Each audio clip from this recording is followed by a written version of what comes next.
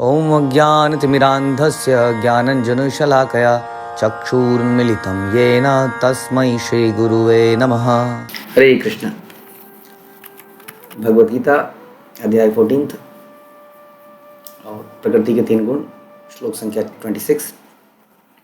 मां च य अव्यभिचारेण भक्ति योगेन सेवते सगुणान् संतीत्यतान् ब्रह्म भूयाय कल्पते। जो समस्त परिस्थितियों में अवचलित भाव से पूर्ण भक्ति में प्रवृत्त होता है, वह तुरंत ही प्रकृति के गुणों को लांघ जाता है और इस प्रकार ब्रह्म के स्तर तक पहुंच जाता है। तो अर्जुन के प्रश्न थे कि कौन व्यक्ति है जो इन 3 गुणों को, उसके लक्षण क्या हैं और ये कैसे कर पाता है। तो उसके लक्षण क्या है, हमने पिछले श्लोक में सुना कि जो आसक्ति मोह से परे है, जो हमेशा ही समझता है कि गुण ही कार्य कर रहे हैं, इसलिए चीज़ों के आने और चीज़ों के जाने पर विचलित नहीं होता, सुख दुख में एक जैसा बना रहता है, किसी पत्थर को, मिट्टी को, किसी सोने के टुकड़े को एक जैसा समझता है, बुराई में, मान में, अपमान में धीर बना रहता है। ये तो उसके लक्षण हैं, लेकिन ऐसा वो कर कैसे पाता है, इसका आंसर यहाँ दिए। बड़ा इंपॉर्टेंट श्लोक, पूरे अध्याय का सार एक तरह से यहाँ मिलता है। हमने पूरे अध्याय में 3 गुणों के बारे में सुना और हमने ये सुना अल्टीमेटली कि तीनों गुणों के लक्षण हैं। कुछ कुछ ये लक्षण हमें इसलिए बताए गए ताकि हम पहचान पाएँ कि मेरे अंदर इस वक्त कौन सा गुण चल रहा है।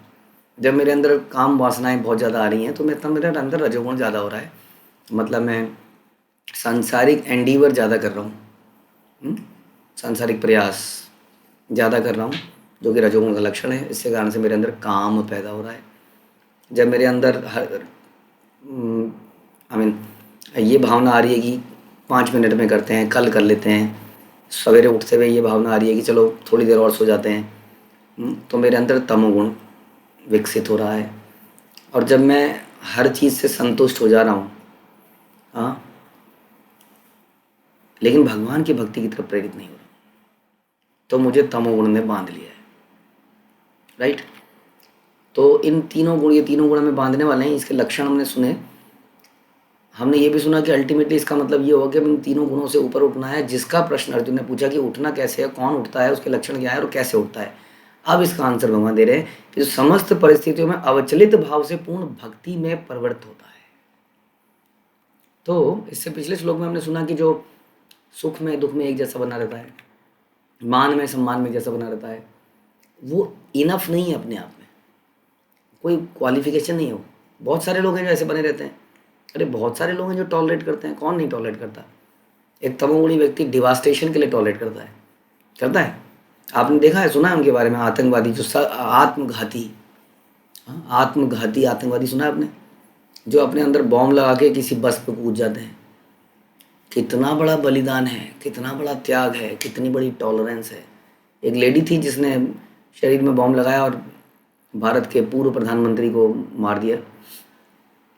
उसके पहले उसको पता नहीं था कि जब बॉम्ब मेरे शरीर में फटेगा तो कितने टुकड़े होंगे, मेरे, दूसरे के तो होंगे ही, और वही हुआ।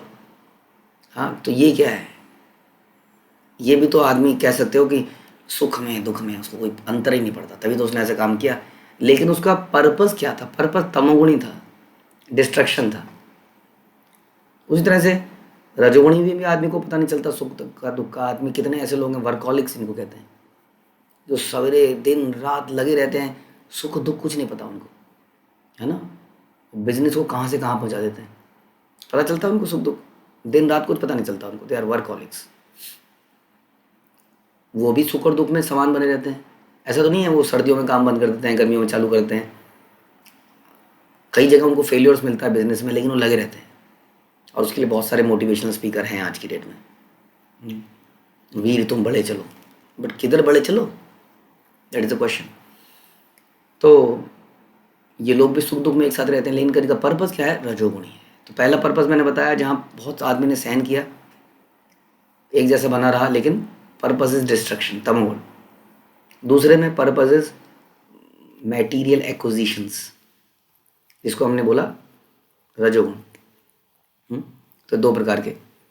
उसके बाद एक व्यक्ति ऐसे भी हो सकते हैं जो दे आर वेरी सेटिस्फाइड, जो हम सतोगुण की बात करते हैं, वो भी सुख दुख में एक जैसे बने रहते हैं। तो ये तीनों तीनों स्थितियों में, तीनों गुणों में ऐसा पॉसिबल है। तो केवल ये लक्षण यहाँ नहीं है जो सुख में दुख में एक जैसा बना रहता है। क्यों बना रहता है, आखिर क्यों, वाई? दुख तो हो रहा है ना, दर्द तो हो रहा है ना। एक व्यक्ति दर्द को टॉलरेट कर रहा है बिकॉज ऑफ आलस, आलस्य या डिस्ट्रक्शन, जैसे मैंने बताया बॉम्ब, या आलस्य। सो रहा है, तकलीफ है, लेकिन उठने की हिम्मत नहीं है, आलस इतना है। और एक व्यक्ति ऐसा है जो कि हाँ रजोगुण में है, जो भी है, अभी हमने काफ़ी डिस्कस कर लिया इसको। तो हम कह रहे हैं कि ये जो लक्षण इससे पहले वाले श्लोक में बताए, ये अपने आप में कंप्लीट नहीं है यदि वो व्यक्ति इन चीज़ों को सहते हुए भक्ति नहीं करता है। ध्यान से सुनिए, माम च या अव्य विचारेण भक्ति योगेन सेवते। भक्ति योगेन सेवते, भक्ति से सेवा करता है, बिल्कुल स्पष्ट शब्द है। वो इन गुणों को लांग जाता है, और वो गुण, वो व्यक्ति को गुणातीत कह सकते हैं। यानी कि असली पहचान ये वाला सिम्टम है। आपने सहन कर लिया, मान को सम्मान को, वेरी गुड, आप सुख दुख में एक जैसे बने रहे, लेकिन करा क्या उसके बाद? आपने भक्ति में लगे रहे, भक्ति में सेवा में लगे रहे, तब आप गुणों को लांगते हैं। इसलिए मैंने बताया कई लोग ऐसे मिलेंगे आपको संसार में, हाँ, जो बड़े धीर हैं। हाँ, मिलते हैं लोग धैर्यवान हैं बहुत ज़्यादा, बिकॉज ऑफ एनी रीज़न जो मैंने भी एग्जांपल दिए। बट उनकी महानता तब है, वो गुणातीत तब है, जब इन वस्तुओं को सहन करते हुए, इन जीवन के डुअलिटीज़ को सहन करते हुए वो भक्तिमय सेवा में लगे रहे। यानी कि टॉप मोस्ट थिंग इज कि वो भी सहन करते हैं, लेकिन भगवान के लिए सहन करते हैं। जब हम सेवा करते हैं तो कष्ट होता है, भक्ति योगेन सेवते, लेकिन अपनी सेवा को अनइंटरप्टेड करते हैं, रुकावट नहीं आती उसमें, बिकॉज ऑफ एनी रीज़न। हाँ, कार मिलेगी, गाड़ी मिलेगी, स्कूटी मिलेगी तो सेवा करने जाएंगे, स्कूटी नहीं मिलेगी तो सेवा करने नहीं जाएंगे, जस्ट एन एग्जाम्पल। फैसिलिटीज़ मिलेंगी तो सेवा करेंगे, नहीं मिलेगी तो नहीं करेंगे। अब शाबाशी मिलेगी तो करेंगे, नहीं मिलेगी तो नहीं करेंगे, क्योंकि उनकी तो अटैचमेंट है, out of love they do it. इसलिए उनके जीवन में उतार चढ़ाव कुछ भी आए उनको फ़र्क नहीं पड़ता। तो ये तरीका है, हाँ, तीन गुणों को लांघने का। यदि हम तीन गुणों से लांघना चाहते हैं वास्तव में, जो कि हमें मानते हैं संसार में, तो what we have to do is, हमें भगवान की भक्तिमय यानी कि प्रेममयी सेवा करनी पड़ेगी। भक्ति योगेन सेवते, भक्ति का मतलब ही वैसे तो सेवा है, प्रेममयी सेवा है, लेकिन इसलिए भगवत प्रभुपाद कहते हैं कि अविचलित भाव से पूर्ण भक्ति में प्रवृत्त होता है, वो व्यक्ति तुरंत ही प्रकृति के गुणों को लांघ जाता है। This is the way.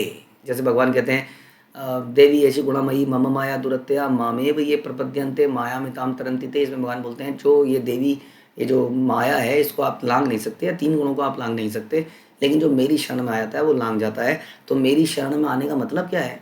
ये थोड़ी है जैसे कि कई लोग आते हैं चरण पकड़ लेते हैं, प्रभु आप ही हैं, कहाँ थे आप, और थोड़े दिनों बाद प्रभु गायब, मूड बदल गया, आज आंसू बहा के एकदम पैरों पे गिर गए और फिर गायब हो गए। तो ऐसे पैरों पे गिरने वाले बहुत मिलते हैं। शरणागति का मतलब है अनकंडीशनल शरणागति, जैसे कि बलि महाराज की हम सुनते हैं, आत्मनिवेदनम, he gave himself without any condition, despite कि उनके साथ संसारिक रूप से अपेरेंटली गलत किया गया, धोखा दिया गया, तो देयर इज नो कंडीशन। तो इस अनकंडीशनली कोई अगर सेवा करता है तब हम कह सकते हैं कि वो शरणागत है। इसलिए सेवा करना, भक्ति में सेवा करना ही शरणागति का अल्टीमेट रिजल्ट होना चाहिए, राइट? हमारे अंदर बहुत हम डिबेट कर लेते हैं, लेक्चर पढ़ लेते हैं, हम सब कर लेते हैं, लेकिन सेवा करने में हमारी सब निकल जाता है। तो उससे पता चलता है कि हम कितना अपना बलि सेवा करते हुए, यू हैव टू इन्वेस्ट अपना समय, बुद्धि, धन इन्वेस्ट करना पड़ता है कि नहीं? आप सेवा करेंगे तो कभी धन भी लगाना पड़ेगा, कुछ सामान लाना पड़ेगा। लेकिन आप कहेंगे नहीं सामान दे दोगे तो बना दोगे, प्रसाद बनाना है, सामान दे दोगे तो बना देंगे, नहीं तो नहीं बनाएंगे। अक्सर लोग अपना श्रम दान तो कर देते हैं, बुद्धि दान भी कर देते हैं, लेकिन ये धन तो है, धन में ही प्राण है, इसलिए कहते हैं प्राण दान नहीं कर पाते। हाँ, उससे बहुत आसक्ति है हमारी। तो एनीवे, कहने का मतलब है कि भक्ति योगेन सेवा सेवते का मतलब होता है प्रेममयी सेवा। प्रेममयी सेवा में आदमी देखता नहीं है, कैलकुलेशन नहीं करता कितना दूंगा। माँ मुरादे पूरा कर दे तो हलवा बांटूंगी। तू 1 लाख देगा तो वो 10 लाख देगा, समथिंग लेन देन। हम्म? क्यों जय जगदीश हरे? क्योंकि सुख संपत्ति घर आवे, इसलिए जय जगदीश हरे। तो ये सारे लेन देन के केसेस हैं, बिजनेस है, उसमें बिजनेस नहीं होता। भक्ति योगेन सेवते का मतलब है out of love we serve somebody, serve the supreme personality of God. जो व्यक्ति ऐसा करता है वो व्यक्ति वास्तव में शरणागत है, अदरवाइज वो शरणागत नहीं है। मे बी वो शरणागति होने का प्रयास कर रहा है, दैट इज गुड। बट जब उसकी सेवा अनकंडीशनल अनइंटरप्टेड होगी, यानी कि कोई कंडीशन नहीं होगी, ऐसा होने पर ही करेंगे या ऐसा होने पर नहीं करेंगे, और रुकावट नहीं आएगी कि 2 दिन सवेरे माला कर ली या 2 दिन माला करी, तीसरे दिन माला नहीं करी, फिर चौथे दिन करी, फिर 5वें दिन नहीं करी, आज घर में काम ज़्यादा था, आज ये था, रिश्तेदार आ गए थे, आज वहाँ पे शादी थी, आज वहाँ पे ये था वगैरह वगैरह। जब भक्ति के नियमों में विघ्न आते हैं बिकॉज ऑफ मटेरियल थिंग्स, तो इसका मतलब वो इंटरप्टेड सर्विस है, अनइंटरप्टेड नहीं है। अनइंटरप्टेड सर्विस होती है, जैसे हम देखते हैं महान व्यक्तियों के जीवन में। ध्रुव महाराज ने जंगल में तपस्या करी, कितना डिफिकल्ट होगा जंगल में तपस्या करना, सोचिए। लाइट होगी वहाँ पे? नहीं। जो कोई जंगली जानवरों से रक्षा है? नहीं। हाँ, इतनी अनकंडीशनल है, कोई फैसिलिटी नहीं है, तो इतना अनकंडीशनल अनइंटरप्टेड, तो भगवान उसकी रक्षा भी करते हैं। तब भगवान कहते हैं कि योगक्षेम महाम्यम, उसकी भगवान रक्षा करते हैं वास्तव में। लेकिन हम तो अपनी रक्षा खुद ही करने पर तैयार हो जाते हैं, हमें तो टेंशन हो जाती है, मैं अपनी रक्षा नहीं करूँगा तो मेरी रक्षा कौन करेगा। इसलिए बोल रहे हैं कि जो समस्त परिस्थितियों में, ध्यान से पढ़ना पड़ेगा इसको, समस्त परिस्थितियों में, जो ऊपर लिखी परिस्थितियां बताई इससे पिछले श्लोक में, मान अपमान, ये वो, सुख दुख, गर्मी सर्दी वगैरह वगैरह, समस्त परिस्थितियों में अगली लाइन बड़ी इंपॉर्टेंट है, अविचलित भाव से पूर्ण भक्ति में प्रवृत्त रहता है, वो व्यक्ति गोल्ड है वास्तव में। बाकी तो बहुत मिलेंगे सहन करने वाले। आपको याद है एक बार कर्ण ने सहन कर लिया था, तो उसको पता लगा उनके गुरु को, अरे भैया ये सहन कर पा रहा है, ये तो कोई क्षत्रिय है तो झूठा मेरा गुरु बनना। परशुराम जी ने कहा तो सहन कर लेना अपने आप में इनफ नहीं है, किस लिए सहन करना। कई बार आदमी सहन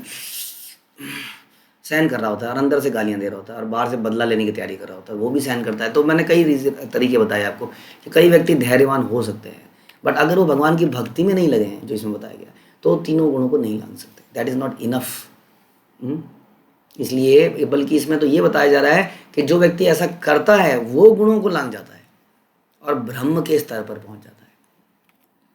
तो बहुत अच्छा कुंजी, चाबी, बहुत अच्छी चाबी दी है भगवान ने यहाँ पर हमें, हाँ, इस पहेली से निकलने की, इस संसार की पहेली से। बस एक काम करना है, ज़्यादा मुश्किल लगता नहीं है, हमें प्रण लेना है। हम जीवन में बहुत सारी शपथ ले चुके हैं, है ना, लिए ना बचपन से। पापा ने बोला बेटा फर्स्ट आएगा तो साइकिल दिलाऊंगा। हमने कहा पापा मैं फर्स्ट आके दिखाऊंगा। कितने लोगों ने ऐसा किया होगा अपने जीवन में, आप लोगों ने शपथ ली होगी, करके दिखाएंगे, और हम कर भी देते हैं कई बार। कितनी ऐसी चीज़ें हमने करी हैं अपनी लाइफ में कि हम शपथ ले लेते हैं और उसको करके छोड़ते हैं फॉर एनी मटेरियल गेन्स। आज बस इतनी शपथ लेनी है कि मैं भक्ति योग में जो जो नियम का पालन करता हूँ, हाँ, उसको गिरने नहीं दूंगा कभी अपने जीवन में। कोई भी कंडीशन आ जाए मेरे जीवन में, कोई जीवन में घर में आ जाए या कोई घर में चला जाए, कोई धन की प्राप्ति हो जाए या धन सारा चला जाए, हाँ, कुछ भी हो जाए, हम शपथ लेते हैं कि हम इन भक्ति के नियमों को कभी नहीं तोड़ेंगे, नहीं टूटने देंगे। कैसी भी जीवन में परिस्थिति आ जाए तो हम इन तीनों गुणों को लांघ जाएंगे। वंडरफुल थिंग, बहुत मुश्किल लगता नहीं है, बट एक डिटर्मिनेशन की ज़रूरत है हमारी तरफ से, स्ट्रॉन्ग डिटर्मिनेशन। बल्कि मैं तो कहूँगा कि इन नियमों को हम बढ़ाते चले जाएंगे, हम बढ़ाते चले जाएंगे, हम बढ़ाते चले जाएंगे, हम कभी नीचे नहीं करेंगे। अपनी माला की क्वालिटी को, माला के नंबर्स को, अपने रीडिंग हियरिंग को, अपने खाने पीने के नियमों को, अपने आचरण को, अपने स्वभाव को दूसरों के साथ, हाँ, हम हर परिस्थिति में, ऐसा नहीं हम अच्छे बने रहेंगे जब हमारा सम्मान होगा, हम बुरे बन जाएंगे जब हमारा अपमान होगा। देखो जी, हम किसी का बुरा नहीं करते, लेकिन अगर आपने मुझे कुछ ऐसा कुछ करा तो हम कम नहीं है किसी से।